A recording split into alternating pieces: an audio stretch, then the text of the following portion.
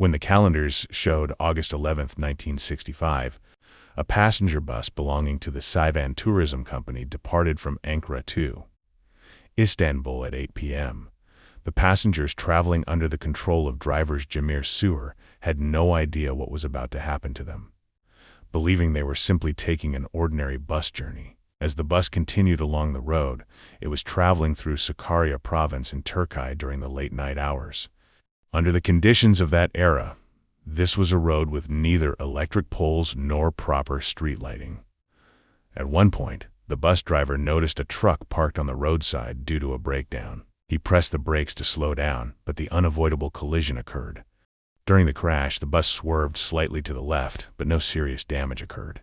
Naturally, none of the passengers were injured, and most of them continued sleeping.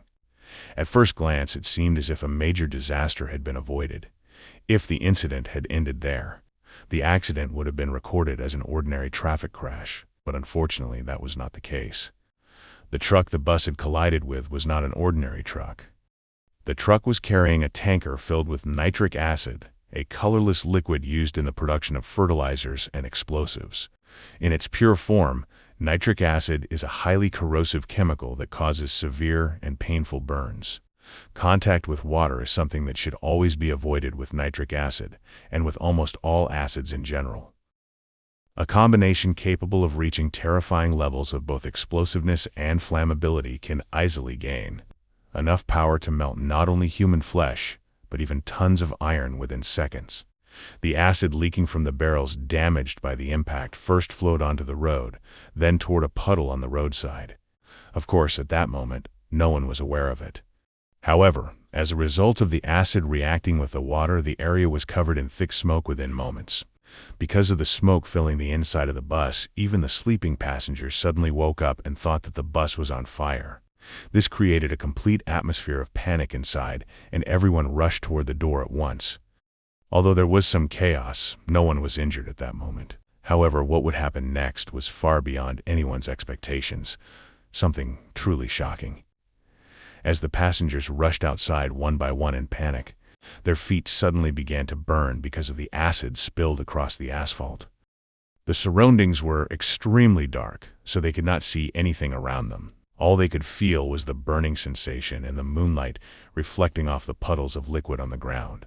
As everyone began suffering unbearable pain, the panic only continued to grow.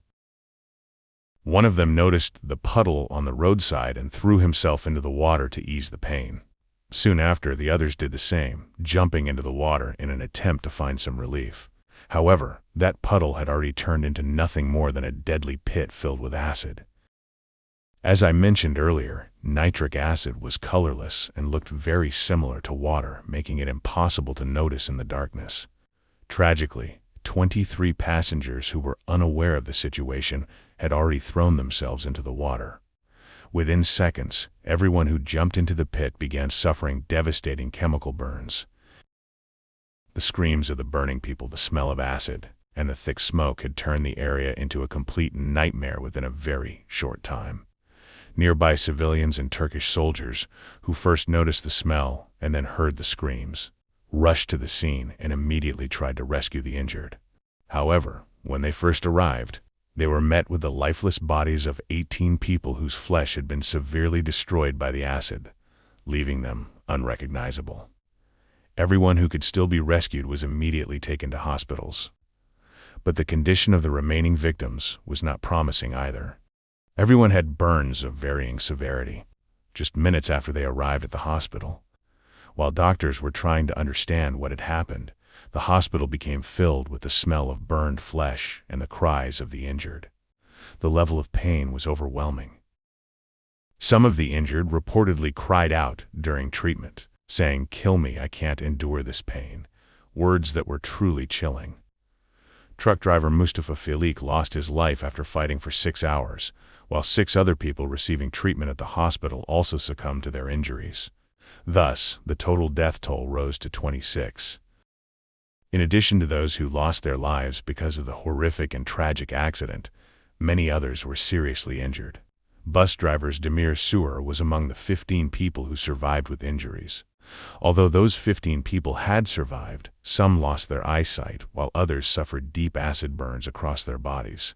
As a result, they were forced to live with terrible scars and trauma that they would never forget for the rest of their lives. In the investigation carried out in the following years, it was determined that the bus driver was at fault for the accident. In addition, the remaining body parts of the passengers who lost their lives were buried by villagers in an area very close to the scene of the tragedy. Their funeral prayers were led by the village imam, and a memorial monument called the Traffic Martyrs Cemetery was built at the location of the pit. Today, this place still stands as a reminder of the tragic event. That's all from me for today. Don't forget to like the video and subscribe to the channel. See you in the next video.